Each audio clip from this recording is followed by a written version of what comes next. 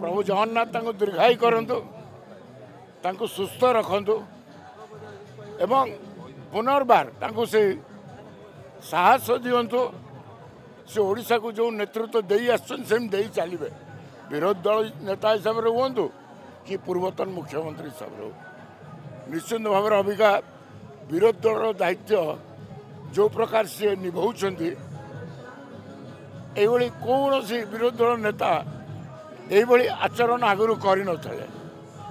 तेणु निश्चित भाव ओडिशा झुरुची एवं आज आम संकल्पबद्ध नवीन को शासन दायित्व फेरे आणबू यहाँ गोटे दलीय डिसीजन तेणु भावी चिंतिक नहीं विजु जनता दल डील किए कर